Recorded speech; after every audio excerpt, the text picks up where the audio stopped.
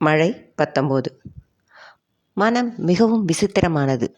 உடைந்து கொண்டிருக்கும் வழியில் இருக்கும்போதும் சிறு மழலையின் சிரிப்பு கண்டால் ரசிக்கவே தோன்றும்.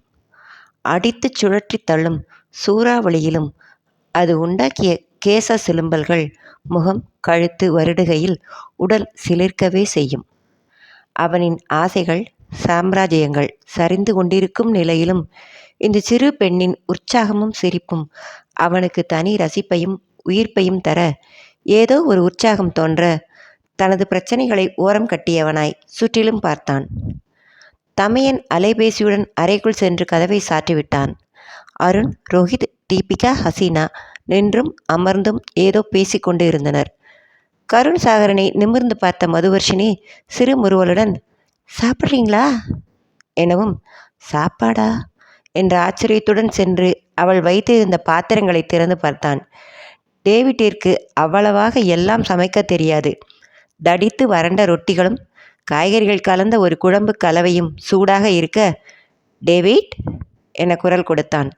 சமையல் அறையிலிருந்து அவன் எட்டி பார்க்கவும், அரிசி வந்துருச்சு, எடுத்துட்டு வந்து உள்ளே வை என்றவன் ஏதோ தோன்ற தனது ஃப்ளீஸ் ஜாக்கெட்டை கலற்றினான். உள்ளே அணிந்து இருந்த வெள்ளை முழுக்கை டிஷர்ட்டின் கைகளை முழங்கைக்கு சற்று கீழ்வரை உயர்த்திவிட்டு, பிக்னிக் வீட்டுக்கு முன்னாடி இருக்கே, அதையும் எல்லாருக்கும் சாப்பிட்ற அளவு பறிச்சிட்டு வா என்றவாறு சமையல் அறைக்கு நடக்க, எதிரே வந்த டேவிட், எதுக்குங்கய்யா, நீங்கள் உட்காருங்க, நான் பண்ணிடுவேன் எனவும், கருண் சாகரன் அவனை ஆழ்ந்து பார்க்கவும் அசட்டு சிரிப்பு சிரித்தவன், சரிங்கய்யா, நான் போய் பிக்னிக் பறிச்சிட்டு வர்றேன் என்றவாறு ஒரு பாத்திரம் எடுத்துக்கொண்டு போனான். அந்த பாதுசுமதி அரிசியை எடுத்து உள்ளே கொடுத்துட்டு போ என்றவன் சமையல் அறையில் நுழைந்து நறுக்கி கிடந்த காய்களையும் அங்கிருந்த பொருட்களையும் பார்வையால் அளவிட்டு சற்று நேரம் நின்று ஏதோ கணக்கிட்டு விட்டு பெரிய குக்கரை எடுக்க, அவனையே பார்த்தவாறு பின்னேயே வந்திருந்த மதுவர்ஷினி ஆர்வமாய் விழிவிரித்தாள். சாகர்ஜி, என்ன பண்ண போறீங்க? குக்கிங்கா? நீங்களா என ஆச்சரியமாக கேட்க, ஏன் கூடாதா என்றவன் அடுப்பில் குக்கரை வைத்து எண்ணெய் ஊற்றிய லாவகம் கண்டவள் அதிர்ச்சியில் ஆழ்ந்து கண்கள் இன்னமும் விரிய, நிஜங்கா சாகர்ஜி, உங்களுக்கு சமைக்க தெரியுமா எனவும், ஏன் சத்தியமெல்லாம் பண்ணாதான் நம்புவியா என்றவாறு கபோர்டில் இருந்த பொருட்களை எடுத்து எண்ணெயினுள் போட்டவன் டேவிட் அரைந்து வைத்திருந்த வெங்காயம் மற்றும் காய்களை போட்டான்.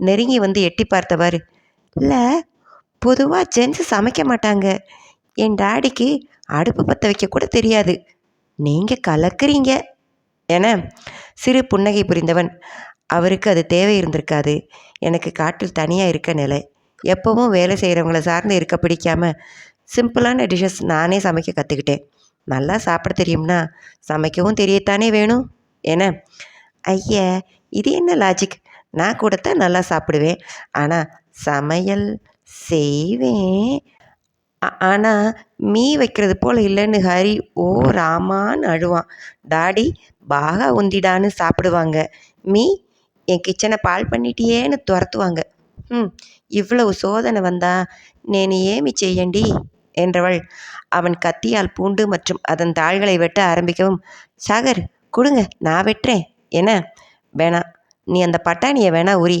என அவளுக்கும் வேலை கொடுக்க, குஷியானவள் எங்கே அமர்வது என நோட்டமிட, நீ டைனிங் ரூம் டேபிளில் கொண்டு வச்சுக்கோ எனவும், ஓகே என்றவாறு வந்தவள் கண்டது தீபிகாவுடன் நின்று பேசி கொண்டிருந்த விஷ்ணுவை. ஹசீனா திரும்பி அருணுடன் நின்று கொண்டிருக்க, தொங்கிக் கொண்டிருந்த அவளின் உல்லன் ஷால் காற்றில் பறக்க, ஹசீனாவின் இடது கை விரல்கள் பின்னால் கை கட்டியது போல் நின்று கொண்டிருந்த விஷ்ணுவின் வலது கை விரல்களில் சிக்கி கொண்டு இருந்தன.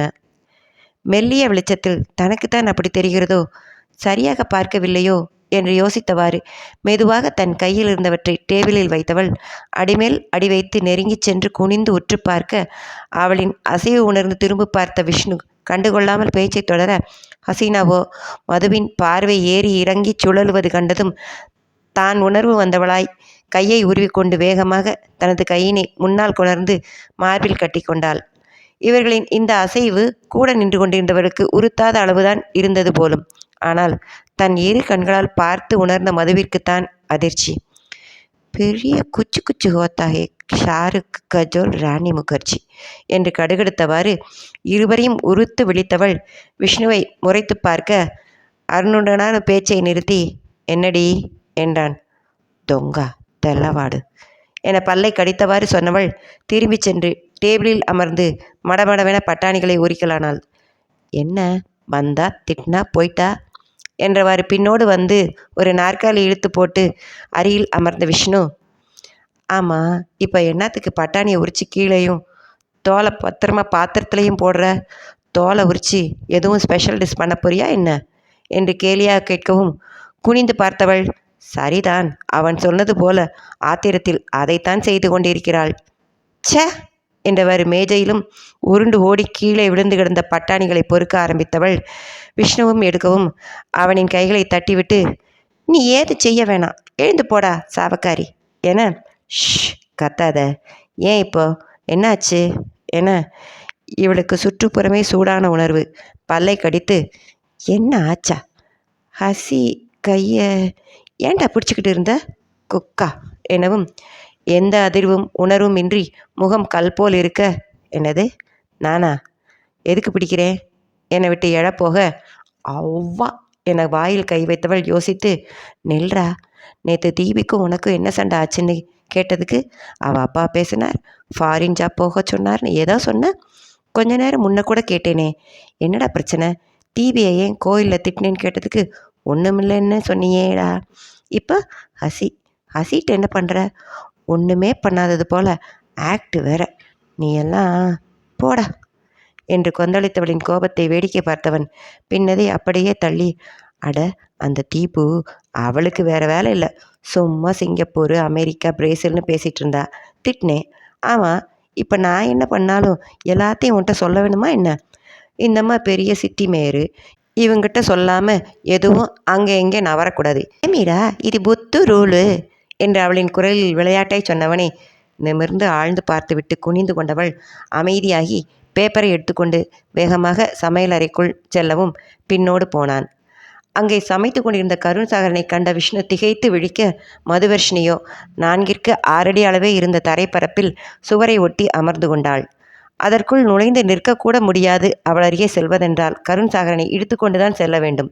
என்ன செய்வது என்று புரியாமல் வாசலில் நின்றவாறே விஷ்ணு விழிக்க, கையில் பாத்திரத்துடன் வந்த டேவிட், தம்பி கொஞ்சம் நகர்ந்துக்கிடுங்க எனவும் வாசல் விட்டு விலகியவன் தலையை கோதிக்கொண்டு சில நொடிகள் பார்த்துவிட்டு, அச்சச்சோ குட்டிச்சாத்தானே, கோச்ச சரி, வந்து குடுவைக்குள்ளே புகுறது போல் தத்துனோண்டு இடுவையான இடத்துல வந்து அடைஞ்சிட்டாளே, இவர் வேற பாதி ரூம் அடைச்சி நிற்காரு என யோசித்தவன் மெதுவாக, மது இங்கே இடம் இல்லை, வா டேபிள்லே உட்கார்ந்து உரிக்கலாம், நானும் ஹெல்ப் பண்ணுறேன் என. அவளோ நிமிரக்கூட இல்லை. டேவிட் விஷ்ணுவை பார்த்துவிட்டு, பாப்பா நீங்கள் வச்சுட்டு எழும்புங்க, நான் பார்த்துக்கிடுதேன் எனவும் அவரை மட்டும் நிமிர்ந்து பார்த்தவள், 10 மினிட்ஸ் அண்ணா, இது மட்டும் உரிச்சு தரேன், மற்ற எல்லாம் நீங்களே தானே பண்ணீங்க என. அவளின் குரலில் வேறுபாடு உணர்ந்த சாகரன் திரும்பி பார்த்தான். விஷ்ணுவையும் திரும்பி பார்க்க அவன் முகத்தில் என்ன கண்டானோ, பொதுவாக அந்த கலங்க சுத்தம் பண்ணி கட் பண்ணிடணும், தேங்காய் உடைக்கணும் என. விஷ்ணு, நான் பண்ணுறேன் என்றவாறு தேங்காயை எடுத்து வீட்டின் பின்புறம் சென்றான். டேவிட் அவித்திருந்த கிழங்கை ஆற வைத்து உருக்கி எடுத்து செல்ல இருவரும் நகர்ந்ததும் மதுவை பார்த்து, என்னாச்சு என்றான் மெதுவாக. ஒன்றுமில்ல என்றவள் குரல் தாழ்ந்து இருக்க, ஒன்றுமில்லாததுக்கா அலறீங்க என கேட்க பட்டென்று நிமிர்ந்தவளோ, அலறேனா நேனு? ஆத்திரங்க உன்னாரு எனவும், தெலுங்கு வந்துடுச்சு, அப்போ ரொம்ப கோபமாக இருக்கீங்க, புரிஞ்சு போச்சு என முறுவலுடன் கருண் சொல்ல, பின்ன என்ன, இந்த வீம்பு பிடிச்ச வீணா போன விஷ்ணு என்ன ஓன்ட்டையும் சொல்லணும்னு கேட்குறான். ஷேரிங் அண்ட் கேரிங் இல்லாமல் என்ன ரிலேஷன்ஷிப்? அவன் எப்பவும் என்கிட்ட ரொம்ப கேரிங் தான், ஆனால் ஷேரிங், அதுவும் முக்கியமான விஷயத்தில் மறைச்சு. இவனெல்லாம் ஒரு ஃப்ரெண்டு, ஊரில் பெஸ்டின்னு பேர். இனி அவன்கிட்ட பேசவே மாட்டேன். அந்த ஹசி, அவள் பாவம், இவன் தப்பு பண்ணுறது தெல்லவாடு, தொங்கா கொடுக்கு. சி, ஆண்டி நல்லவங்க, அவங்கள தொட்டக்கூடாது, தொங்கா மோசக்காடு என. தலையும் இல்லாமல் வாலும் இல்லாமல் அவள் திட்டுவதை கேட்டவாறு வேலை செய்தவன், திருடன் மோசக்காரனா, சச்ச, விஷ்ணுவை போய் அப்படியெல்லாம் சொல்லாதே எனவும், சாகர்ஜி உங்களுக்கு தெலுங்கு தெரியுமா என ஆச்சரியமிக கேட்டாள். நான் இருக்குது டூரிஸ்ட் பிளேஸ். பல தொழில்கள் பார்க்குறவங்க பல மொழிகள் தெரியக்கூடாதா? ஓரளவு தெரியும். அதுவும் திட்டுற வார்த்தைகள் நல்லா தெரியும் எனவும் சிரித்தவள், அட நீங்கள் ரொம்ப புத்திசாலி சாகர்ஜி. நான் சொன்னார் போல நீங்கள் பெரிய scholar, sir C V Ram போல சயின்டிஸ்ட் எனவும் சிறு புன்னகையுடன் அவளை பார்த்தவன், இவளின் கோபம் அழுகை எல்லாம் சில நிமிடங்கள் தான் போலும் என்று எண்ணியவாறு குனிந்து அவள் உரித்து வைத்திருந்த பட்டாணிகளை எடுக்க வர அவனை தடுத்து, இருங்க என்று விட்டு எழுந்தவள் உரித்தவற்றை வெதுவெதுப்பான நீரில் கழுவி நீட்டினாள். அப்போது தேங்காயுடன் உள்ளே நுழைந்த விஷ்ணுவை கண்டு கோபமடைந்து முகத்தை திருப்பி கொண்டவள் பூண்டினை எடுத்து நறுக்கத் தொடங்க, வேகமாக அவளின் கைகளில் இருந்த கத்தியை பிடுங்கிய கருண், வேணாம், நீ கையை நறுக்கிக்காத, பூண்டு போதும், போய் உட்காரு, இன்னும் 1/2 மணி நேரம் சாப்பாடு ரெடி ஆகிடும் என. நான் பாட்டுக்கு ஒரு ஓரமாகத்தானே நிற்கிறேன், ஏன் விரட்டுறீங்க சாகர்ஜி என அதட்டவும், கொஞ்சம் நல்லா பேசினாலும் சின்னவருன்னு ஊரே கும்பிட்டு போடுற ஆளையே மிரட்டுறாளே என்று மிரண்ட விஷ்ணு, ஏய் அதான் அவர் பார்த்துக்கிறேங்கிறாரு இல்லை, வெளியே வா, நீங்கள் தப்பாக எடுத்துக்காதீங்க சார் என கருணை பார்த்து சொல்ல, அவளோ சற்றும் மதிக்காமல் புதினாவை எடுத்து கீழே தொடங்கியதை பார்த்த கருண், சரி சரி, இலையை மட்டும் பிச்சு போடு என்று விட்டு, விஷ்ணு நீங்கள் வெளியே டென்ட் அண்ட் கேம்ப் ஃபயர் போட டேவிட்டுக்கு ஹெல்ப் பண்ணுங்க, வஷி எனக்கு ஹெல்ப் பண்ணட்டும் என. எவரையும் தன்னிடம் நெருங்க விடாதவர், தன் செயல்களை மாற்ற விடாதவர், இந்த சிறு பெண்ணின் பிடிவாதத்திடம் ஆரம்பத்திலிருந்தே தணிந்து போவதை ஆச்சரியத்துடன் பார்த்தவாறே டேவிட் நகர, அப்போது தம்பியை தேடி அங்கே வந்த உதயன் அவன் சமையல் அறையில் மதுவின் அருகில் நின்று கொண்டிருப்பதை ஆச்சரியமாக பார்த்து, ஏ மது, நீ தான் சமைக்கிறாயா? Wow, good. ஆமாம் கருண், நீ இங்கே என்ன பண்ணுற? வா, முக்கியமாக உன்கிட்ட சில விஷயங்கள் சொல்லணும் எனவும் மது, சுகர் பாய், நல்லா பாருங்க, உங்கள் பிரதர் தான் சமைக்கிறாரு, எப்படி வாசனை வருது பாருங்க, நானும் டேவிட் அண்ணாவும் சும்மா எடுபடி வேலை தான் பண்ணுறோம், உங்கள் தம்பி மல்டி டேலண்ட் பேர்சன் என்று சொல்லி அவனின் தோளில் தட்ட பார்த்து கொண்டிருந்த உதயன் முகம் சுருங்கியது. சரி சரி, அதான் வேலை முடிஞ்சதே, வாங்க வீடு முன்னாடி கேம்ப் ஃபயர் போட்டுட்டு இருக்காங்க, ஏதாவது கேம்ஸ் விளையாடலாம் என. மதுவோ, நீங்கள் விளையாடுங்க, நான் இங்கே இவருக்கு கூட உபகாரமாக இருக்க போகிறேன் என்று விட எரிச்சலுடன் பார்த்தான். அவள் விஷ்ணுவுடனான கோபத்தில் அவ்விடம் விட்டு நகர மறுக்க, உதயனோ தம்பியை முறைத்துவிட்டு அங்கிருந்து நகர்ந்தான். குக்கரை மூடியவாறே கருண், பாவம் விஷ்ணு, ஏன் கோவம் அவன் மேலே எனவும், என்ன பாவம், சும்மா என்ன நடந்ததுன்னு தெரியாமல் சப்போர்ட் பண்ணாதீங்க சாகர்ஜி நீங்கள் என்றவள் டேவிட் வைத்து சென்றதை அவன் கையில் பார்த்து, இது என்னது, குட்டி குட்டியாக சுண்டைக்காய் போல இருக்கு, கசக்குமா என கேட்க, சிறு முறுவலுடன் இல்லை என தலையசைத்தவன், இது பிக்னிக் கோஸ்னு இங்கே சொல்லுவாங்க எனவும் உற்று பார்த்து, அட ஆமாம், கட் பண்ணது பார்க்க முட்டைக்கோஸ் குட்டியாக இருக்காப்புல இருக்குது எனவும், இதோட market name bristles sprout, export பண்ணுற வெரைட்டி, முட்டைக்கோஸ் போலத்தான் டேஸ்ட், பாதியாக கட் பண்ணி ஜஸ்ட் பூண்டு ஆனியன் கூட ஃப்ரை பண்ணி மசாலா போட்டாலே சாப்பிட நல்லா இருக்கும் எனவும், ஓ இன்றைக்கி சாப்பிட்டு பார்த்துட வேண்டியதான். ஒன்று கேட்க நினச்சேன் சாகர், நேற்று நாம் ஓடையில் நடந்து வரும்போதும் சரி இப்போவும் சரி டேவிட் அண்ணா ஏன் உங்களை அதிசயத்தை பார்க்குறார் போல் பார்க்குறாரு, இப்போது சுகர் பாயும், ஏன் அப்படி எனவும், அப்படியா என்பது போல புருவம் சுருக்கியவன், அதை நீ அவங்கக்கிட்ட தான் கேட்கணும் என்றவாறு லாவகமாக குட்டி கோஸ்களை நறுக்க அதிசயமாக பார்த்தவள், agri, business, pets trainer and lover, cooking, unbelievable research, இன்னும் என்னவெல்லாம் நீங்கள் நிறைய சீக்ரெட்ஸ் வச்சுருக்கீங்க சாகர், மேன் ஆஃப் மிராக்கிள்ஸ் எனவும். குக்கர் விசில் வரவும் சரியாக இருக்க, கொள்ளளவை விட சற்று அதிகமாக இருந்ததாலோ என்னவோ கொதிநீர் தெறிக்க விசில் வந்தது.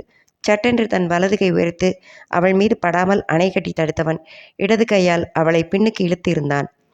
ஏற்கனவே குக்கர் சத்தம் கேட்டதுமே அனிச்சையாக பின்னால் நகர்ந்து இருந்தவள் அவனது இடக்கையின் வளைவிலேயே விழுந்துவிட, தாங்கி பிடித்தவன் இடையினை பற்றி பின்னால் அவளுடன் சேர்ந்து நகர்ந்தான்.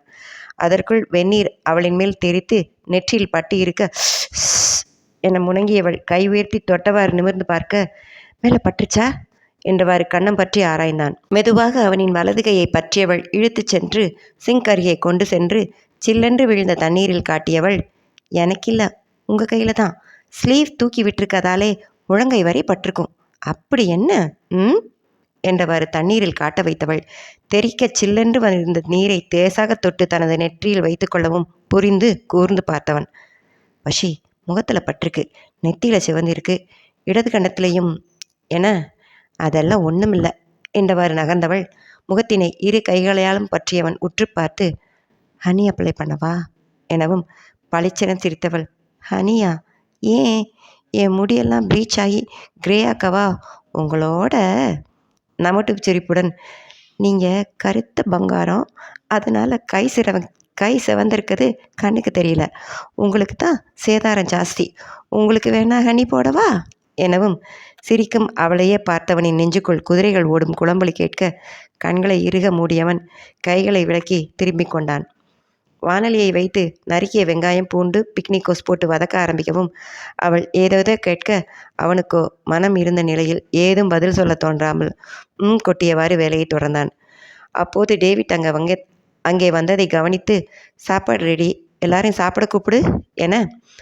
எல்லாரும் கேம்ப் ஃபயரில் சுற்றி உட்காந்துட்டாங்க சின்னவரே, நான் ஹாலுக்கு கொண்டு போய் தட்டில் வச்சு கொடுத்துடுறேன், அப்படியே உட்காந்து சாப்பிட விரும்புகிறதா பெரியவர் சொன்னார் எனவும் தலையை செய்தவன் மசாலாக்களை போட மது, டைம் என்ன, மீட்டை பேசணும், அட்லீஸ்ட் குட் நைட் மெசேஜ் பண்ணணும் எனவும் நினைவு வந்தவனாக, உன் மொபைல் என் ரூமில் இருக்குது, எடுத்துக்கிறியா என. ஓகே என்றவள் நகர்ந்து விரைந்தாள். அவனின் அறையை அடைந்து ஒரு முறை சுற்றி பார்த்தவள் பெரிதாக இருந்த தாத்தாவின் ஃபோட்டோ அருகில் சென்று உற்று பார்த்துவிட்டு புலி தலைகளை கண்டு மிரண்டு வேகமாக பார்வையை விலக்கியவள் தன் மொபைலை எடுத்து திரும்ப அங்கே உள்ளே வந்தான் உதயசாகரன். வந்தவன் அவசரமாய், மது, உன்கிட்ட சில விஷயங்கள் சொல்லணும். கருண் என் தம்பி தான், அவன் ரொம்ப நல்லவன், ஆனால் படுபயங்கர கோபக்காரன். லைக், கோபம் வந்தால் என்ன பண்ணுறோன்னு அவனுக்கே தெரியாது. சின்ன வயசில் நிறைய அடித்து உடைப்பான், நானே பார்த்துருக்கேன். அந்த நேரத்தில் அவனோட பலமும் அதீதமாக இருக்கும். 11 வருஷம் முன்பு 4 பேர் சேர்ந்து தூக்க முடியாத டேபிளை ஒத்த ஆளாக தூக்கி போட்டு உடைச்சான். ஏதோ பிரச்சனையில் 10 இயர்ஸ் பிஃபோர் அவனின் ஸ்கூல் மாஸ்டர் கூட படித்த பசங்க எஸ்டேட் ஒர்க்கர்ஸ்னு அவன் அடித்த ஆட்கள் லிஸ்ட் நீளம். நீ ஏஞ்சல் மாதிரி அவன்கிட்ட கள்ளம் கபடி இல்லாத பழகிற. அவன் ஏதும் அப்படி ஆட்களோட ஃப்ரெண்ட்லியாக பழகிற ஆள் கிடையாது. இப்போவும் அவனை கோபப்படுத்திட்டா உண்டு இல்லைன்னு பண்ணிடுவான்னு கேள்விப்பட்டிருக்கேன். அதனால் ஸ்போர்ட்டிவாக இருக்கும் உனக்கு பெரிய பிரச்சனை ஆகிடுன்னு தோணுது. ஸோ கொஞ்ச நாள் தானே இங்கே தள்ளியே இருந்துக்கோ எனவும். ஆச்சரியமாக பார்த்தவள், தப்பு பண்ணுறீங்க சுகர் பாய், அங்கே தான் தப்பு பண்ணிட்டீங்க. அவரை ஒதுக்கி விலக்கி தனிமைப்படுத்தின்னு அவரை கோபக்காரனே முத்திரை குத்திட்டீங்க. முதல்ல உங்கள் தம்பியை நீங்கள் நம்புங்க, அவருக்கு அன்பு கொடுங்க, நிறைய நிறைய கேரிங் அக்கறையை கொடுங்க. அவர் நீங்கள் நினைக்கிற போல் ரிசர்வ் இன்ட்ரோவர்ட் டைப் இல்லை. அண்டு உதயன் சார், நீங்கள் உங்கள் ஃபேமிலி தம்பி விஷயத்தில் இன்டர்ஃபியர் பண்ணுறேன்னு மிஸ்டேக் பண்ணிக்கலன்னா ஒன்று சொல்லவா? இங்கே இந்த ஊர், இந்த மக்கள், அங்கே ரிசர்ச் சென்டர் எல்லாம் அவருக்கு ஜீவநாடிகள் போல். அக்ரியில் அவர் பண்ணியிருக்கிறது எல்லாம் கிரேட் வாக்ஸ். சில மணி நேரங்கள் பார்த்த எனக்கே கண்ணில் படுது, உங்களுக்கு தோணலையா? ஸோ இதெல்லாம் இனிமேல் இல்லை. கடைசி எங்கிறா போலலாம் ஏதும் பண்ணாதீங்க. அதுதான் நீங்கள் சொன்னா போல் அவரை திரும்ப கோபத்தில் தனிமையில் தள்ளுறா போல் ஆகிடும். உங்களுக்கும் அவரை ஹேண்டில் பண்ணுறது கஷ்டமாயிடும். அண்ட் ப்ளீஸ், இது purely induction for caring about my goodness to friends, or இதை ஒரு third person opinion in your analysed ப்ராப்ளம்ஸ்னு வச்சுக்கோங்களேன். படபடவென சொல்லி முடித்தவள் சிறு மூச்சு விட்டு இரு கைகளை உயர்த்தி சிறு முறுவல் செய்து இலகுவான குரலில், ஜாஸ்தியாக பேசியிருந்தா sorry, hope right time to let it know. Sugar boy, வாங்க சாப்பிட்லாம். சாகர் செம்ம veg peas pulao picnic tikka போல் பண்ணியிருக்கார், கம் கம் என்று உற்சாகமாக சொன்னவாறு அவனை தாண்டி வெளியேற நகரவும் தோன்றாமல் நின்று கொண்டிருந்தான் உதயசாகரன். மழை 20. கைகளை துடைத்தவாறு சமையல் அறையிலிருந்து வெளியே வந்த கருண்சாகரன் அவனது அறையிலிருந்து வெளியே வந்த மதுவர்ஷினியை பார்க்க அவளோ குனிந்து அலைபேசியில் ஏதோ தட்டியவாறு வந்து கொண்டிருந்தவள் அவனின் மீது முட்டப்போய் சமாளித்து நின்று நிமிர்ந்து பார்த்து, சாரி என்றவாறு நகர்ந்து அங்கிருந்த நாற்காலியில் அமர்ந்து கொண்டாள். ஐயோ, ஒரு கோடு கூட இல்லை, மெசேஜ் கூட போகலை போல, டெலிவரி ரிப்போர்ட்ஸ் வரலையே தேவுடா என புலம்பவும் கருண், உதயன்கிட்ட இருக்கிற ஃபோன் வாங்கி ஒரு முறை பேசிடு வர்ஷினி எனவும் நிமிர்ந்து பார்த்தவள், நல்ல ஐடியா, ஆனால் தெரியாத புது நம்பர்லேருந்து கால் வந்தால் மீ எடுக்க மாட்டாங்க என்றவளின் பார்வை டேபிளில் இருந்த பீஸ் புலாவ் ஃப்ரைட் பிக்னிக்கோஸ் மீது பாய, நம்ம வேணா சாப்பிட்டுட்டு அப்புறமா டேடி நம்பருக்கு கால் பண்ணலாம் என்றவள் தட்டினை எடுத்தாள். கருண் தனது அறையின் புறமாக செல்வதைக் கண்டு, அங்கே தான் சுகர் பாயும் இருக்காரு, சாப்பிட கூப்பிடுங்களே எனவும் முகம் சுருங்க திரும்பி வந்தவன் ஒன்றும் பேசாமல் அமர்ந்து கொண்டான். என்னாச்சு, போன வேகத்திலே வந்துட்டீங்க? ஓ, பசிக்குதா என்றவள் உள்ளே சென்று ஒரு ஸ்பூன் எடுத்து வந்து தட்டில் உணவை வைத்து ஸ்பூனை மேலே வைத்து, அப்போ ஸ்டீம் பட்டது எரியுதா? புலாவோட ஸ்டீம் அதில் படாமல் சாப்பிடுங்க என்றவாறே தர, எனக்கும் எனக்கும் என்றவாறே பிளேட்டுடன் வந்தான் விஷ்ணு விஷால். அமைதியாக உணவினை எடுத்து வைத்தவளை சீண்டவென்றே, ஏ மந்தி, ரோஹித் ஒரு ரிடில் கேட்டான், யாருக்கும் தெரியல என ஸ்பூனால் புலவ் எடுத்து வாயில் வைத்தவாறே கேள்வியாய் ஏறிட்டு பார்த்தான் கருண்சாகர். மதுவோ அவன் பேசியதை கண்டுகொள்ளாமல் நிமிர்ந்து கூட பார்க்காமல் வைத்துவிட்டு சைட் டிஷ் எடுக்க திரும்பினாள். பெயரிலேயே தேன் இருக்கும், மெய்த்தேன் அல்ல. ஓயாமல் ரிங்காரிக்கும் தேனியும் அல்ல. கொட்டோ கொட்டென்று கொட்டும் தேனருவியும் அல்ல. சீரியஸாக சொல்லிக் கொண்டிருந்தவனின் கண்களில் குறும்பு மின்னிக் கொண்டிருந்தது. மந்தியென்று நிதம் அழைத்தாலும் குரங்கும் இல்லை, கழுதை வயது கடந்தாலும் புத்தியும் வரலை.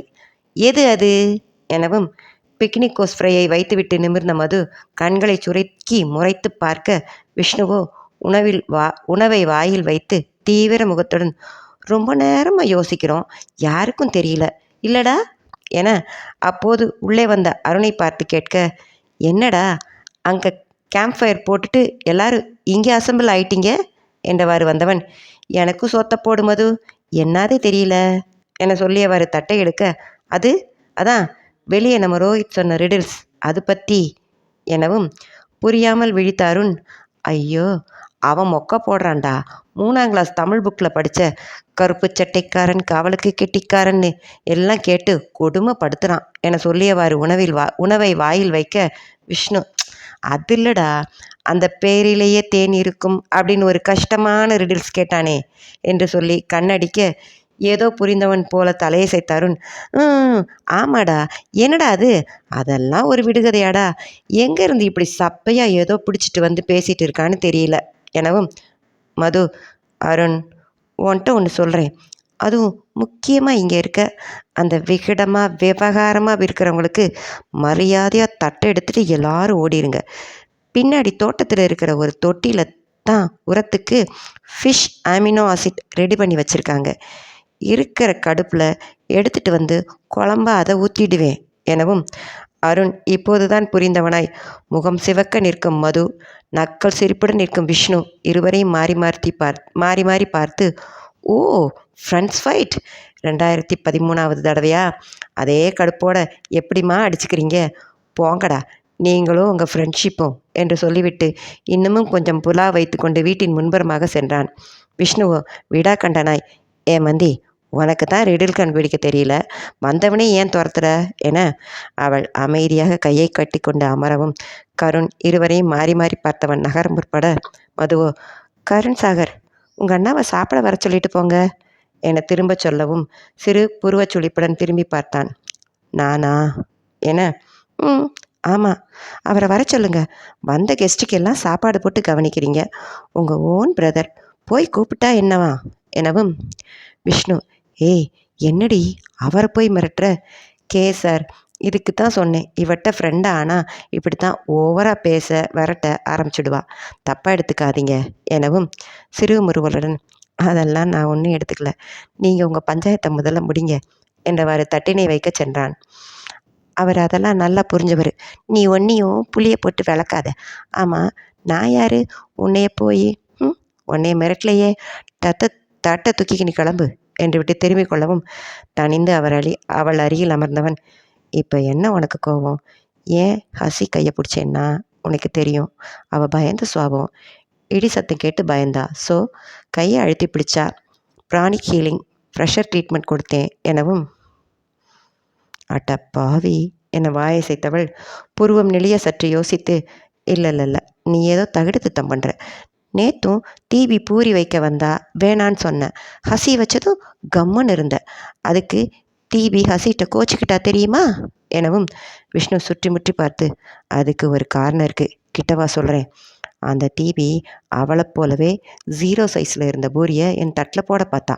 நான் ஹன்சிகா ஃபேன், அதனால் உப்புன பூரி வைக்க வந்த ஹசி பூரியை ஏற்றுக்கிட்டேன் என பெருந்தன்மை பாவனையாக தலையை உயர்த்தி சொல்ல, திருதிருவென விழித்தவள் பற்றென்றடுத்து, ஏண்டா குழப்புற என்றவாறு காற்றில் விரல்கள் கணக்கிட்டவள், இல்லை, உன் பேரில் ஒரு தொங்காத்தனம் இருக்குது, எனக்கு தெரியாதா?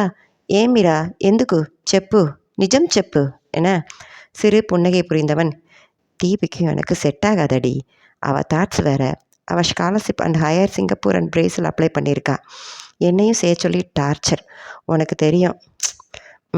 நமக்கு செட் ஆகாது, போதுமா, ஷேர் பண்ணிட்டேனா என எழப்போக கைகளை பிடித்து தடுத்தவள், பாக்கி எக்கடா என அவளின் உச்சந்தலையில் கை வைத்து ஆட்டியவன், பாக்கி உன் ஸ்வீட் பக்கி ஹசி, என் லொடுக்கு நாயகி சீனா தானாட்ட கேளு எனவும் அதிர்ந்து ஹேய் என உற்சாக குரலிட்டவள், ஏங்கா ஹசியும் லவ்ஸா டே எனவும் சிறு புன்னகை செய்தவன், அதை அவள் கொஞ்சமாச்சும் ஒத்துக்கிட்டு இருந்தா தான் உங்ககிட்ட குதிச்சு ஓடி வந்து சொல்லியிருப்பேனே, கேர் பண்ணுறா கண்ணிலேயே. கண்கள் விரித்து மது என்று வாயை பிளக்க, வலை போடுறா வாயிலேயே. மதுவின் வாய்ப்பிழத்தல் இன்னும் 1/2 இன்ச் கூடியது. உரிமை காட்டுறா டச்சில். ஏய் ஃபிலிமில் பிரேம கதா என புல்லரிக்க, அடுத்து ஒன்றும் நடக்க மாட்டேங்குது, ஏதோ ஒரு ப்ராப்ளம் இருக்குது அவகிட்ட, எதுக்கோ பயப்படுறா, ஏன்னு தான் தெரியல என்ன. டேய், அவங்க வீட்டில் லவ் எல்லாம் ஏற்றுக்க மாட்டாங்களா இருக்கும், 80s படங்களில் வர்ற அப்பா அம்மா மாதிரி சாதி மதம்னு பேசுவாங்களோ. அந்த ஆண்டி சோ ஸ்வீட், எனக்காக வெஜ் பிரியாணி கீர் எல்லாம் கொடுத்து விடுவாங்க. அந்த அங்கிள் பார்க்க கொஞ்சம் டெரராக தான் இருப்பாங்க, ஆனால் பேட்டின்னு கூப்பிட்டு நல்லா பேசுவாங்கடா எனவும், பார்ப்போம், சீனா தானா எனக்கு தான், அது ஆம்பரிஷ்புரி ஓம்புரி சுமன் டைப் டெரர் மாமனார் இருந்தாலும் சரி, ஒரு கை பார்த்துடுறேன் என. That is the spirit man, எங்கே ஹசி என்றவாறு எழ, அப்போது வள்ளியம்மை ஒரு 13 வயது சிறுவனுடன் அங்கே விரைந்து வந்தாள். உதயனுடன் பேசியவாறு வந்த கருண் அவளை அந்நேரம் கண்டதும் விரைந்து வந்து, என்னாச்சு என. சின்னையா, மலை ஏறதுக்கு வரவங்களுக்கு கொடுக்க வச்சுருப்பீங்களே அந்த நீட்ட கயிறுங்க வேணும், குட்டி ஆனை ஒன்று நம்ம தோட்டத்து பக்கத்தில் ஆற்றுல இருக்குது, மலைக்காட்டில் மழை பெஞ்சா ஆற்றுல தண்ணி வரத்து ஜாஸ்தியாயிட அதை இழுத்துட்டு போயிடும், ஏற்ற முடியாத தொலைவில் இருக்குது, ஃபாரஸ்ட் ஆட்களுக்கு சொல்லிவிட்டுருக்கு எனவும் வேகமான மூச்சுடன் கருண், அதுக்கு இப்போ இருட்டுக்குள்ளே என்ன பண்ண போகிறீங்க என கேட்க, அதெல்லாம் இருட்டு இல்லைங்கய்யா, அது நம்ம தோட்டத்து ஃபோக்கஸ் லைட் கொண்டாந்து வச்சுருக்காங்க, இந்த கயிறு போட்டு கட்டி பெரிய மரத்தில் கட்டிட்டா ஆற்றுல தண்ணி வந்தாலும் அதுக்கு பாதகம் இல்லை, காலையில் எப்படியாச்சும் மேலே தூக்கி விட்டுலாம் எனவும் சரியென்று தலையசைத்தவன் அவள் உள்ளே சென்று பரணில் வைக்கப்பட்டிருந்த கயிறுகளை சிறுவனின் உதையுடன் இறக்கும்போது, எந்த தோட்டம் என்னவென்று விவரம் கேட்டுக்கொண்டிருந்தவன் அந்த சிறுவன் அந்த கயிறின் கணம் தாங்காமல் திணறுவது கண்டு ஏறி தன் ஒரு கை பற்றி இழுத்தவாறு, உன் டிவிஎஸ் வண்டியிலையா வந்தீங்க, சத்தம் கேட்கலையே, இதுங்களை எப்படி எடுத்துகிட்டு போவ என. இந்த இருட்டுக்குள்ளே அதை ஓட்டுறதுக்கு நடந்து வர்றது பரவாயில்லைன்னு தான் வந்துட்டேனுங்கய்யா, ஆளுக்கு ஒன்றா தூக்கிடுவோம் என்றவள் அவசரமாக வெளியே நடக்க, மடமடவென்று கூடை நடந்தவன், வள்ளி நம்ம வண்டியிலே ஏறு என்று விட்டு தனது ஜாக்கெட் மற்றும் கேப் எடுத்து வேகமாக அணிந்து சாவியை எடுத்துக்கொண்டு விரைந்து இறங்கிய வேகத்திலே இறங்கியவன் தனது இஷிஜு வாகனத்தை கிளப்பினான். பாதை ஓரத்தில் இருந்த வண்டியை சாலைக்கு திருப்பும் முன் ரிவேர்வியூ கண்ணாடியை பார்த்தவன் அதிர்ந்தான். பின்னால் ஏறியிருந்த மதுவர்ஷினியை கண்டு அதிர்ந்து பிரேக்கை அழுத்தி நிறுத்தி, நீ எப்போ ஏறின என. நான் வள்ளிக்கிட்டு தானே நின்னே, அவள் வரும்போது அவள் கூடவே வந்து ஏறிட்டேன், நீங்கள் எவ்வளோ பெரிய அட்வென்ச்சர் பண்ண போகிறீங்க, இங்கே இருந்துட்டு அதை பார்க்கலன்னா எப்படி என. வஷி, நான் ஒன்றும் பண்ணுறதுக்கு போகலை, ஜஸ்ட் இந்த ரோப்பில் சீக்கிரம் அங்கே கொண்டு போய் கொடுக்க போகிறேன், அங்கே கிராமத்து இளவட்டு பசங்க எல்லாம் இருப்பாங்க, பார்த்துப்பாங்க என. அதைத்தான் நான் ஜஸ்ட் உங்ககிட்ட வந்துட்டு உங்கள் கூடவே திரும்பிடுறேன் என. என்ன செய்வதென்று திகைத்தவன் நேரம் வீணாய் நகர்வதாக தோன்ற, டேவிட் என சத்தமிட்டவன் அவன் ஓடி வருவதைக் கண்டு, அவன்கிட்ட நீ வரதை சொல்லி உன் ஃப்ரெண்ட்ஸ் கிட்ட சொல்ல சொல்லு எனவும், இது சாகர்ஜிக்கு அழகு என்றவள் பின்புறம் ஜன்னல் திறப்பின் வழியாக எழுந்து நின்றவள், ஹே அண்ணா விஷு, நான் சாகர் கூட போய் பேபி எலிஃபென்ட் ரெஸ்கியூ பண்ண போகிறேனே என்றவள். சொல்லியாச்சு, சீக்கிரம் சாகர்ஜி, அந்த விஷ்ணு வர்றதுக்குள்ளே சீக்கிரம் மூவ் பண்ணுங்க என்றவள் வேகமாய் அமர்ந்து, நேராகுது, மழை வர மாதிரி இருக்குது என அவனையே மிரட்ட வேறு செய்தாள். எதை, மழையா என வள்ளியும் பூம்பாறை சிறுவனும் வானம் பார்த்துவிட்டு ஒருவரை ஒருவர் பார்த்து கொண்டனர். நான் ஆற்றுக்கு போகிறேன் என வடிவேலு ஜெயிலுக்கு போகிறேன் ஸ்டைலில் எட்டி பார்த்து கையாட்டிய அவளை கண்ட விஷ்ணு தலையில் கை வைத்து கொண்டான். ஊரே இருளில் ஆழ்ந்து கிடக்க ஆங்காங்கே எமர்ஜென்சி விளக்குகளும் லாந்தர் விளக்குகளும் பேட்டரியால் எரியும் குழல் விளக்குகளும் இந்த ஊர் இன்னமும் உறங்கவில்லை என்று காட்டிக் கொண்டிருந்தன. செப்டம்பர் மாத குளிருடன் மழைக்கு பிந்திய குளிரும் சேர்ந்து கொள்ள வளைந்து வளைந்து மெதுவாய் செல்லும் வாகனம் என்றாலும் குளிரத்தான் செய்தது. சில கிலோமீட்டர்கள் தார் சாலையில் பயணித்து பாலம் கடந்து திரும்பி மண் சாலையில் பயணித்த வாகனம் தூரத்தில் பொட்டு பொட்டாய் தெரிந்த விளக்குகள் நோக்கி சென்றது. மோட்டார் ஓடும் ஒளியில் கேட்க ஒற்றை கம்பின் உயரத்தில் அதிக திறன் கொண்டு ஒளிவு முழும் விளக்கு ஒன்று 6 நோக்கி வைக்கப்பட்டிருந்தது கண்டு அதனை நோக்கி விரந்தி செலுத்தினான் கருணாசாகரன். மேடும் பள்ளமும் ஆன பாதையில் பயணித்த வாகனம் பழக்கமில்லா மதுவர்ஷினியை முன்னும் பின்னும் தள்ள கவனித்தவன், வஷி, காலை நல்லா ஊன்றி சைடில் ஹேண்டில் இருக்கு, பிடிச்சிக்கோ என்று சத்தமிட்டான். ஆ ஆ என்றவள் அதே போல செய்ய முயற்சிக்க வள்ளியும் அவளை பற்றி பிடித்து ஆடாமல் காக்க சிறு முறுவலுடன் தேங்க்ஸ் என்றவள் கொம்மீரட்டை சுவாரஸ்யமாக பார்த்தாள். இருட்டு கண்களுக்கு பழக்கமாகி இருக்க பளிர் மஞ்சள் வாகன ஒளியில் மூடுபனி மரங்களை தடவி நகர்வது அழகாயிருந்தது. வாகன சத்தம் மீறி குட்டியானையின் பிளிரல் கேட்க கருணாசாகரனின் முகம் இறுகியது. ஆட்கள் குழுமி இருந்த இடத்தை நோக்கி விரைந்து சென்ற வாகனம் நிற்க வள்ளிக்கு முன்பாக எழுந்து நின்றவளை கண்டவன், வஷி, உட்கார், நான் சொல்றவரை இங்கே இரு என்று அதட்டியவன் கயிற்றினை எடுத்துக்கொண்டு இறங்கி விரைந்தான். அவனை அடையாளம் கண்டவர்கள், அட சின்னராஜையா, சின்னராஜையா என குரல் எழுப்பி ஒற்றை கையால் சலம் வைப்பது போல வணங்கி, நாங்கள் ஃபாரஸ்ட் ஆஃபீஸருக்கு தான் வந்துட்டாங்களோன்னு அதிசயப்பட்டுட்டோம் எனவும் கயிற்றினை அவர்கள் வசம் கொடுத்தவாறே உடன் நடந்தவனிடம் விவரம் தெரிவிக்கப்பட்டது. தண்ணீர் வரத்து அதிகமாக இருக்கு ராசையா, குட்டி அங்கேருந்து அதுக்குள்ளே 20 அடி நகர்ந்து இங்கே வந்துடுச்சு என்று விட்டு நதியோடு புறமாய் கை காட்டியவர், அந்த பாறையை தாண்டி போயிட்டா சரியான ஆழம், அப்புறம் அப்படியே அடிச்சுக்கிட்டு போய் என்ன ஆகுமோ எங்கே ஒதுங்குமோ என கருணாசாகரன் எட்டி பார்த்தான். அவர்கள் நின்ற இடத்திலிருந்து 10 அடி ஆழம். பாதி உடல் நீருக்குள் இருக்க ஏற்கனவே அதனை கயிற்றால் கட்டி இழுக்க முயன்று இருக்கிறார்கள் என அதன் உடலில் இருந்த கயிறுகள் சொல்ல, விளக்கு வெளிச்சத்தில் மின்னிய அதன் கண்களும் கதறல் போல் ஒலித்த அதன் பிளிரலும் ஏதோ செய்ய விரைந்து முன்னே நகரப்போனவன் தன் கை பற்றப்பட்டதும் ஸ்பரிசம் உணர்ந்தவனாய் திகைத்து, வஷி என்றான். அவளேதான் மதுவர்ஷினி. முகம் கசங்கி கலங்கி இருக்க, அச்சோ பாவம் அந்த பேபி, அது அம்மாவை தேடுதோ, அது கண்ணெல்லாம் தண்ணி என்றவளை கண்டவனிற்கு கோபம்தான் வந்தது. உன்னை வண்டியிலே இருக்க சொன்னேன் என்று கடிந்தவன், குடி போடாமல் காலில் செருப்பு கூட இல்லாமல் குளிரில் வள்ளி என தேடவும் தள்ளி நின்று ஆற்றுக்குள் எட்டி பார்த்த ஆட்களிடம் பேசி கொண்டிருந்தவள் அவனின் குரல் கேட்டு விரைந்து வந்தாள். இவளை கூட்டி கொண்டு போய் வண்டியில் முன் சீட்டில் உட்கார வச்சு கீற்று போட்டுவிடு, நீ அவகிட்டவே கூடவே இரு, நான் வரேன் என்று அழுத்தமாக சொல்ல, இல்லை குளிரலை என்று சொல்ல வந்தவள் அவனின் கடுமையான முறைப்பில் பின்னடைந்து நகர்ந்து வண்டியில் ஏறினாள்.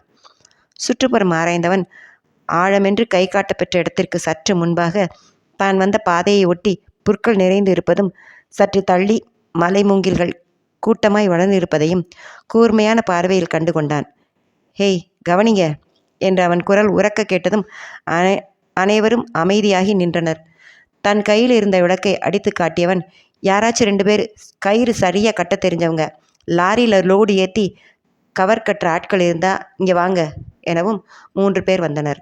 வந்தவர்களை கவனித்தவன், வேலு நீ இருக்கியா, தண்ணியில் இறங்கி குட்டியோட கால்கள் தொடைக்கிட்ட இணைச்சு சதுரம் போல் வராப்புல கட்டு, இப்போ அது உடம்பை சுற்றி முதுகு வரை பலமாக அந்த கயிறை கட்டு, மேலே கயிறை கட்டி கிரெயினில் வச்சு தூக்கிறா போல் நாம் அதனை நகர்த்தி அதோ அந்த புல்வெளி வழியாக ஏற்ற போகிறோம், புரிஞ்சுதா எனவும், சரி ராசையா என்றவன் தனது உள்ள நாடைகளை எக்ஸ்ட்ரா ஆடைகளை கலற்றி இறங்க தயாராக, யாராச்சும் மரம் வெட்டுற ஆட்கள் இருக்கீங்களா, அந்த மூங்கில்கள் 7-8 வெட்டி அந்த சரிவில் போடுங்க என்று விளக்கால் அடையாளம் காட்டினான்.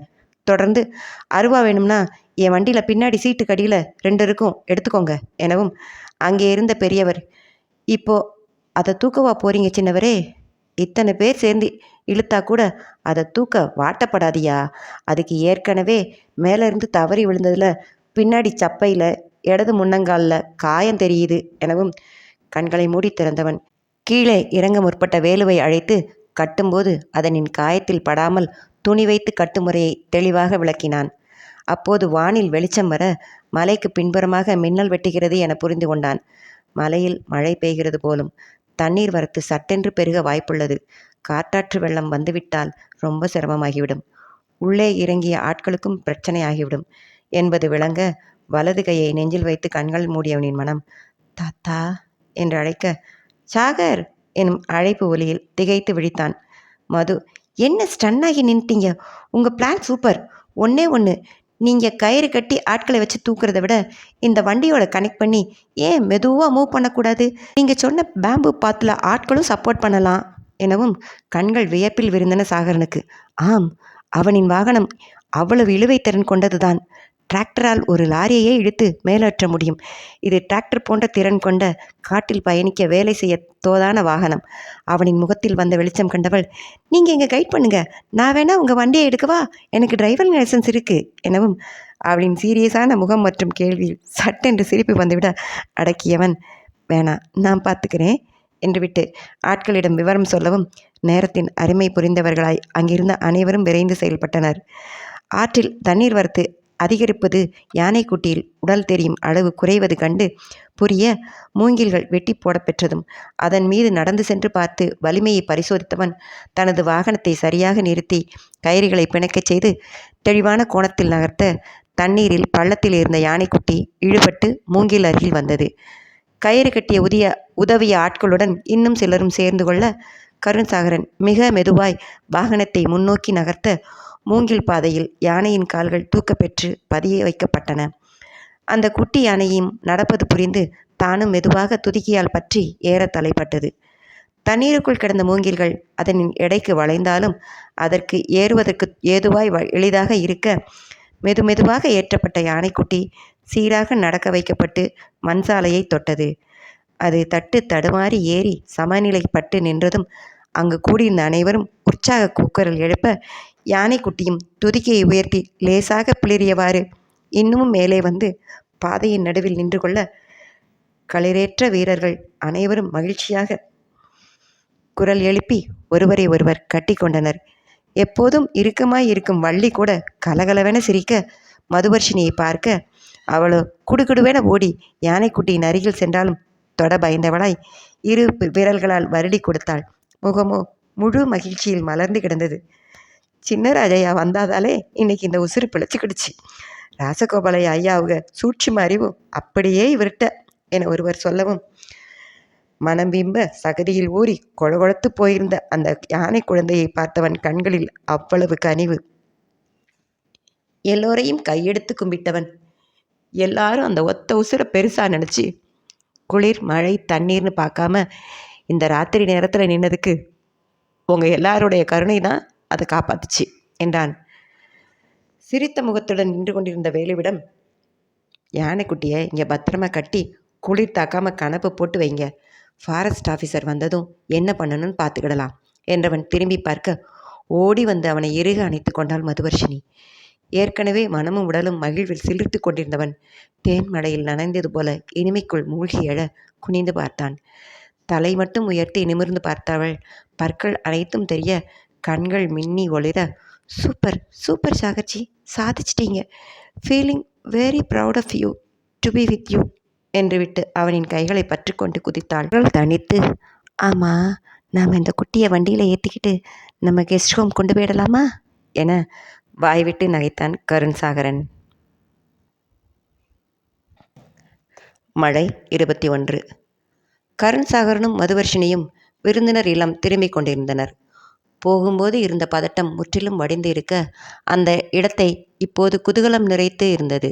வள்ளி தன் தெரு மக்களுடன் வீடு திரும்ப போவதாக சொல்லிவிட இவர்கள் கிளம்பிவிட்டனர். மலைப்பாதையின் ஏற்றத்தில் ஏறிக்கொண்டிருந்த போது மதுவர்ஷினியின் அலைபேசியானது ஒலிக்க வியப்புடன், ஹை, ரிங் வருது, இந்த இடத்துல சிக்னல் வருதோ என்றவாறு விரைந்து எடுத்தாள். அவளின் தாயாரின் அழைப்பினை கண்ட உற்சாகமாய், மீ ஆ பத்திரங்கா உன்னாரு என்று பேசத் தொடங்கியவள் யானைக்குட்டி மீட்ட கதையை அருமை பெருமையாய் விவரிக்க எதிர்ப்புறம் பேசியது விட்டு விட்டு கேட்டதோ என்னவோ. மீ வினக்கல போயிண்டி. அடடா, மீக்கு நான் பேசுறது கேட்கல போல என்று அலைபேசியை உற்று பார்த்தாள். அவளின் அலைபேசியின் பிரச்சனை புரிந்தவனாய் சாலை விட்டு ஒதுக்கி ஓரத்தில் நிறுத்தினான்.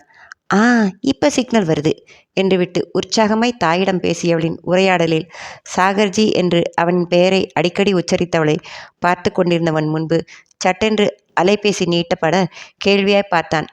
மீ கங்க்ராச்சுலேட் பண்றாங்க, பேசுங்க எனவும் வாங்கியவனிற்கு பேசுவதென்றே புரியவில்லை. அவர் மறுமுனையில் நமஸ்காரம் எனவும் சுதாரித்து வணக்கம் மேடம் என அவரும் தமிழிற்கு மாறினார். ரொம்ப சந்தோஷம் பாபு. மது சொன்னது நீங்கள் பண்ண இது பெரிய விஷயம் என. நான் மட்டும் இல்லை, அங்கே எல்லாரும் சேர்ந்து தான் பண்ணினாங்க. சொல்லப்போனால் சரியான நேரத்தில் ஒரு சின்ன ஐடியா கொடுத்து வேலையை எளிதாக்கினது வஷி தான் என்றவனின் பார்வை அவளின் மீது இருந்தது. ஈ என்ற சிரிப்புடன் பார்த்து கொண்டிருந்தவள், ஆ நல்லா சொல்லுங்க, இன்னும் 2 வார்த்தை சேர்த்து சொல்லுங்க ம் என சொல்லியவாறு சைகை செய்ய அடுத்த முனை சில நொடிகள் அமைதியாக இருந்தது. பாபு, அவள் கொஞ்சம் சின்ன பிள்ளை போல. ப்ரொஃபஸர் சந்தர் சார் விஷ்ணு இருக்கிற தைரியங்க அங்கே அனுப்பினேன். ரொம்ப தொந்தரவு பண்ணுறாளா உங்களை என தயக்கமாய் கேட்க, சேச்சா அதெல்லாம் இல்லை மேடம். இங்கே எல்லாருக்கும் அவளை ரொம்ப பிடிக்கும். இன்ஃபேக்ட் வந்த சில நாட்களிலேயே என் எஸ்டேட் ஒர்க்கர்ஸ் எல்லாரிடமும் நல்லா பழகி ஃப்ரெண்டாகிட்டாங்க. நீங்கள் ஏன் இப்படி கவலைப்படாதீங்க என்றவன் வஷீட்டை கொடுக்குறேன் என்று கொடுக்க, அவள் தனது தந்தை மற்றும் தம்பியுடன் உற்சாகமாக பேசுவதை பார்த்தவாறு அமர்ந்திருந்தான். மழை லேசாக பொட்டு பொட்டாய் தூர ஆரம்பித்து வலுத்து பொழியத் தொடங்க மின்னல் அவ்வப்போது வெட்ட அவ்வொளியில் கூந்தல் விரிந்து கார்மேகமென கிடக்க அவற்றால் மறைக்க முடியாத அழகாய் தெரிந்த நிலவு பெண் முகத்தில் கண்கள் மின்ன, முகத்தில் சந்தோஷமும் கனிவும் செல்ல கோபங்களும் என பல பாவங்கள் வந்து போக பேசும் அவளையே பார்த்து கொண்டிருந்தவனுக்கு வழக்கமாக அவன் கேட்கும் வார்த்தைகளற்ற இனிமையான இசை கேட்பது போல சுகமாய் இருந்தது. கண்களில் ரசனை தோன்ற உதட்டின் ஓரம் விரிய துடிக்க அடக்கியவன் கைகளால் கன்னம் தாங்கி ஸ்டேரிங் வீலில் முட்டி பதித்து சாய்ந்து அமர்ந்தவன் பார்த்து கொண்டே இருந்தான். சில நிமிடங்களா கணங்களா பேசி முடித்து சுற்றுப்புறம் நினைவு வந்து பார்த்தவள் விச்சிராந்தியாக மழையை பார்த்தவாறு அமர்ந்து கொண்டு இருக்கும் அவனை கண்டு நுனி நாக்கை கடித்தவள், அச்சோ உங்களை வெயிட் பண்ண வச்சுட்டேனா சாகர்ஜி? போகலாம் போகலாம், நாளைக்கு ஹரிக்கு ஃபஸ்ட் டேர்ம் எக்ஸாம். அது ஆல் த பெஸ்ட் சொல்ல ஆரம்பித்து டேடிகிட்ட பேசி அப்படியே பேச்சு வளர்ந்துடுச்சு என்றவள் வெளியே பார்த்து, ஹே மழை மழை பெய்யுது, ரோடே தெரியல, ஓட்டிடுவீங்களா என சந்தேகமாய் கேட்கவும் முறுவல் வந்து அமர்ந்து கொள்ள வண்டியை உயிர்ப்பித்தான் மது. ஆ, மழையில் பேபி நனையுமே, பாவம்ல. அதோட ஃப்ளவர் ராக் ஜனங்க எல்லாம், வள்ளி வேலு அங்கிள் எல்லாரும் நனைவாங்க என்று கவலையாகவும் மெதுவான குரலில், நம்ம வண்டியில் ஏறினதுமே எல்லாருமே நகர ஆரம்பிச்சிட்டாங்க. வீடுகளுக்கு போயிருப்பாங்க இந்நேரம். எல்லாரும் மழைக்கு தோதா பாதுகாப்பாக தான் இருந்தாங்க உன்னை தவிர என. ஆமாம், அந்த பேபி காஃப் என ஆரம்பித்து யானைக்குட்டி பற்றியே பேசியவாறு வந்தவளிற்கு அவனின் முறுவலும் அவ்வப்போது உதிர்க்கும் ஆமாம் காலையில் பார்த்திடலாம் மட்டுமே போதுமானதாக இருந்தது. சில நிமிடங்களிலேயே கெஸ்ட் ரூம் வந்துவிட வேகமாக இறங்க முற்பட்டவளை தோள் பற்றி நிறுத்தியவன், வஷி உன் கால் கீழே சீட் அடியில் கம்பார்ட்மெண்ட் டோர் ஓப்பன் பண்ணு, கொடை இருக்கும், எடுத்துட்டு இறங்கு, நனைஞ்சிடாதே எனவும், ஓகே ஓகே என்றவள் அதே போல செய்தாள். வெறும் கால்களுடன் இறங்கி ஓடுபவளை கண்டவனிற்கு பாதையில் குடிகாரன் எவனும் உடைத்து போட்ட கண்ணாடி சில்லுகள் இருக்கக்கூடாதே என்று கவலை வந்தது. ஹாலில் இருந்த ஹசி, தீபு, அருணின் ஆச்சரிய பார்வை எதிர்கொண்டபடியே உள்ளே நுழைந்தவள், வாம்மா மலை அணிலு, ராமருக்கு பாலம் கட்டின உதவ அணில் போல நீயும் கேஎஸ்ஆருக்கு உதவினியா, இல்லை அவர் போட்ட பிளானெல்லாம் சொதப்பி டென்ஷன் பண்ணியோ என ரோஹித் கேட்கவும், அதெல்லாம் சேஃபாக தூக்கி விட்டாச்சுல்ல மதுடா, கெத்துடா எனவும், யாரு நீயா தூக்கி விட்ட என்ற அருணிடம் திரும்பியவள், அது ஜஸ்ட் மிஸ்ஸு, ஆனாலும் தூக்கினங்க ஆள் பக்கத்தில் நின்று சேர பண்ணணும்ல. என்ன ஏலேலோ ஐலசா பாடினியா என நக்கல் சிரிப்புடன் ரோஹித் கேட்டான். டாய் என்று முறைத்தவளை நோக்கி வந்த உதயசாகரன், ஹேய் திரும்பி வந்தாச்சா மது, என்ன திடீர்னு கிளம்பிட்ட, கண்ணை மூடி திறக்கும் முன்னே ஆளை காணோம் என்றவன் உள்ளே நுழைந்த இளையவனைக் கண்டு, ஆல் ஓகே தானே, யானை சேஃபா என. முன்னே போனது யாரு, த கிரேட் கிங் கருண் சாகர என யோசிக்க சிரித்தவாறு தொண்டைமான் என முடித்தான் உதயசாகரன். ஆ என்றவள், நான் கூட அது இருந்த இடம் பார்த்து பயந்துட்டேன். உங்கள் பிரதர்கிட்ட இன்ஜினியரிங் மூளையும் இருக்குது. இப்படி கட்டி அப்படி நவத்தி இப்படிக்கா தூக்கணும்னாரு, தூக்கிட்டாரு. அங்கே எல்லாரும் உங்கள் தாத்தாவை சொல்லி பாராட்டினாங்க என குதூகலமாக சொல்ல கண்களில் பெருமை தோன்ற தம்பியை பார்த்த உதயசாகரன் தம்பியை நோக்கி வலது கையை நீட்ட சற்றே தயங்கி முன்னே நீட்ட கருண்சாகரின் கைகளை பற்றி குலுக்கினான். கிரேட் என்றான். வாயெல்லாம் பல்லாக திரும்பியவள் பேண்டின் பாக்கெட்டிற்குள் கைவிட்டு முறைத்தவாறு நின்ற விஷ்ணுவை கண்டு லேசாக மிரண்டாலும் கெத்தாக நிற்க முயன்று அவனின் பார்வையில் தீவிரம் கூடி முகம் இறுகுவதை கண்டதும் எந்த நொடியில் திட்டு அல்லது கொட்டு விழுந்துவிடும் என்று உணர்ந்து மெதுவாக திரும்பி, ஓகே, எனக்கு டயர்டாக இருக்குது, குட் நைட் ஃப்ரெண்ட்ஸ் என்றவள் விரைந்து ஓடி அறைக்குள் புகுந்து கொண்டாள். சற்று நேரத்திலேயே விஷ்ணுவின் குரல் வாசலுக்கு அருகில் கேட்கவும் படுக்கையில் படுத்து போர்த்தி கண்களை மூடி உறங்குவது போல பாசாங்கு செய்ய, ஹசி என்று அவன் வாசலிலிருந்து அழைப்பது காதில் விட, இவன் ஏன் வெளிகாலில் இருந்த அவளை இங்கே நின்று கத்தி கூப்பிடுறான் என்று ஒற்றைக்கண் திறந்து பார்த்தாள்.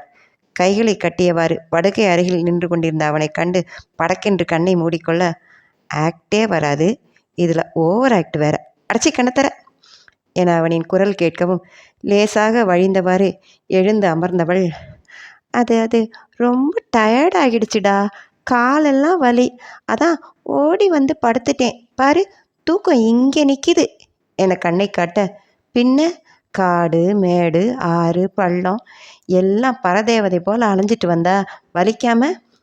இவளுக்கு சவரண்டர் செய்ய ஒரு ஆள் வேற, இந்தா உன்ற புத்தம்புது ஃப்ரெண்டு ஈக்குலப்பட்ட சாயல் கொடுத்து விட்டுருக்காரு. உள்ளங்கால் கையில் தேய்ச்சிட்டு டேவிட் அண்ணா மஞ்சப்பொடி கலந்து மில்க் கொடுப்பாராம், அதுவும் குடிச்சிட்டு படிப்பியான். சின்னராஜையா ஆர்டர். இது நைட்டு மில்க்கு, அதுவும் மஞ்சளா, கொடுமடா, அதெல்லாம் குடிக்க முடியாது போடா என, குடிக்க முடியாது போடாவா, ஓ அதை அப்படியே போய் அவர்கிட்ட சொல்லவா என்று நகர்ந்தவனை கைப்பிடித்து நிறுத்தியவள், குடிக்கிறேன் கூவாத என்றவாறு இறங்க போனவள், ஏ விவி, அவர் இன்னைக்கு அந்த பேபி எலிஃபெண்ட்டை எவ்வளவு அறிவாக காப்பாற்றினாரு தெரியுமா எனவும் அவளின் வாயை பொத்தி படுக்கையில் தள்ளியவன், போதும், இன்னும் சில பல நாட்களுக்கு ஒன்றை elephant calf rescue adventure story தான் ஊருக்கே சொல்ல போகிறேன். ஒன்றை கூடவே இருக்கிற பாவத்துக்கு அதை எத்தனை வாட்டி கேட்கணுமோ. இப்போ வாயிற்கு ரெஸ்ட் கொடுத்து காலில் தைலம் தடவிட்டு படுத்துக்கோ என்றவன் விளக்கை அணைத்துவிட்டு வெளியேற முற்பட சரியாக அதே நேரம் எதிரே ஹசீனா அறையின் உள்ளே நுழைய முற்பட மோதிக்கொள்ள இருந்தவர்கள் சுதாரித்து நின்றார்கள். ஏன் கூப்பிட்ட என்ற ஹசீனா உள்ளே இருட்டாக இருப்பதை எட்டி பார்த்தவாறு கேட்கவும் விஷ்ணு, அவசரமாக ஒன்று தேவைப்பட்டுச்சு அதான் என்றான். நிமிர்ந்து பார்த்தவளிற்கு அவளின் கண்களின் குறும்பிலும் உதட்டினை குவித்து புன்னகையிலும் மனம் படபடக்க கண் இமைகளும் இணைவினையாய் படபடத்தன. இன்னும் நெருங்கியவனே, டே நான் இருக்கேன் இங்கே என மதுவின் குரல் தடுக்க திரும்பி பார்த்தவன், உனக்குத்தான் ரொமான்ஸ் சீன்ஸ் வந்தால் பிடிக்காதே, கண்ணை முடிக்கோ எனவும் நொச்சென்று முதியில் ஏதோ வந்து தாக்கியது. ஆ குட்டிச்சாத்தான் தைல பாட்டிலில் ஏவல் பண்ணி தூக்கி அடிச்சிட்டா. தானும் ரொமான்ஸ் பண்ணாது, மற்றவங்களையும் பண்ண விடாது குட்டி பிசாசு என்றவன் விலகி வெளியே போக திகிலாக உள்ளே பார்த்த ஹசீனா மதுவின் கோப விழிகளைக் கண்டு எச்சில் விழுங்கி, நீ படுத்துக்க மது, நான் கொஞ்ச நேரத்தில் வர்றேன் என்று விட்டு விஷ்ணுவின் பின்னாடியே ஓடினாள். சைலண்ட் ஸ்வீட்டி, ஹசிக்குள்ள ஒரு லவ் எக்ஸ்ப்ளாய்டு, அந்த டெரர் சீக்ரெட் அவள் லவ்வை நமத்து போக வைக்கிறது என்னவா இருக்கும்? கண்டுபிடிக்கிறேன். என் பெஸ்ட் ஃப்ரெண்டுக்காக இது கூட செய்யலைன்னா எப்படி என்று முனங்கியவள் படுத்து கொண்டாள். யானை பிளிரும் ஓசையும் பறவைகள் சிறகடிக்கும் ஓசையும் கேட்க கம்ஃபர்ட்டுக்குள் குறுகி சுருண்டு படுத்து கிடந்த மதுவர்ஷினி சட்டென்று எழுந்து அமர்ந்தாள். அறையிலிருந்த ஒற்றை சன்னல் வழியாக மெலிதாய் ஒளி கசிய மீண்டும் படபடவென சத்தம் கேட்டது. திரும்பி அருகே இருந்த சிறு மேஜையை பார்க்க தீபுவின் அலைபேசி அலாரம் ஒலிக்க அதுதான் அப்படி வந்தது போலும். 6:31 என்று அறிவித்தபடி மீண்டும் படபடக்கும் பறவைகள் இறக்கை ஒலி கேட்க அதனை நிரடி நிறுத்தியவள் திரும்பி பார்த்தாள். கம்ஃபர்ட்டுக்குள் சுகமாய் தொழிலில் ஆழ்ந்திருந்தனர் அவளின் தோழியர் இருவரும். மாசு மறுவற்ற முகத்தினாய் இயல்பாய் அழகாய் உறங்கிக் கொண்டிருந்த ஹசீனாவை உற்று பார்த்தவள், டே நண்பா, உன் உளுந்தூர்பேட்டை ஊசி வாய்க்கு கிடைத்த மஞ்சி நாகூர் பிரியாணி என் ஹசி என்று செல்லம்மாய் விஷ்ணுவிற்கு கவுண்டர் கொடுத்து கொண்டு எழுந்து வெளியே வந்தாள். பாத்திரத்தில் ஏதோ எடுத்தவாறு உள்ளே வந்த டேவிட்டை பார்த்து, குட் மார்னிங்ண்ணா எனவும், பாப்பா எழுந்திட்டீங்களா, கால் நோவியது இல்லையே என, அதெல்லாம் ஒன்றும் இல்லை என்று வாசலை எட்டி பார்த்து, ஒரு செப்பல் அங்கே கிராஸ்லேண்டில் இருக்குண்ணா, நான் போய் எடுத்துகிட்டு வந்துடுறேன் என, பா அதைத்தான் சொல்ல வந்தேன், எடுத்துகிட்டு வந்தாச்சு, கழுவி வெளியே வெயிலில் வச்சிருக்கு, நீங்கள் வந்து காப்பி குடிங்க என, ஓ சூப்பர் தேங்க்ஸ் அண்ணா எனவும் முறுவலித்தவர் உள்ளே நடந்து, இந்த ஷெல்ஃப்லேயே புது ப்ரஷ்ஷுங்க பேஸ்ட்டுங்க இருக்குது, எடுத்துக்கோங்க என்று சொல்ல, வாவ் என்றவாறு எடுத்து வீட்டின் பின் சென்று பல் துலக்கியவள் மழை நீரில் குளித்து மினுக்கி நின்ற பட்டாணி கொடிகள், உருளை மற்றும் பூண்டு செடிகளை பார்த்து சிலாகித்தவாறு வாய்க்கொப்பளித்து வந்தாள். அண்ணா, இந்த தோட்டம் எவ்வளோ அழகு, வீடு பின்னால் வெஜ்ஜஸ், முன்னாடி புல்வெளி, வாட்டர் பேண்ட், பேசாமல் இந்த வீட்டிலே இருந்துடலாம் போல இருக்குது, ஹெவன் போல இருக்குது இந்த ஊர் என சிரித்த டேவிட், பாப்பா முந்தா நேற்று நம்ம எஸ்டேட்டை சொன்னீங்க, இப்போ இந்த ஊரா, சரிதான், நீங்கள் எந்த ஊருக்கு போனாலும் அது உங்கள் சொந்த ஊர் போலத்தான் என சிரிக்க, அண்ணா என்றவள், சரி நான் போய் சன்ரைஸ் பார்த்துட்டு வந்துடுறேன் எனவும், பாப்பா இந்த காப்பி என்றதை தடுத்து, நீங்கள் குடிங்கண்ணா, முதல்ல சன்காட் அப்புறமா சன்ரைஸ் காஃபி என்றவள் தடதடவென ஓடி தனது பாத அணிகளை அணிந்து பாதை இறக்கத்தில் இறங்க, சாலையில் மறித்து நின்றது கருப்பு நிறத்தில் ஒரு பெரிய உருவம். மீ என்றவள் மீண்டும் மேலே ஏறி நின்று கொண்டாள். இந்தியன் பைன்சைன் கவுர் என்று சொல்லப்படும் மலை மாடுதான் அவளுக்கு டிராஃபிக் கான்ஸ்டபிள் போல வழிமறித்து நின்றது.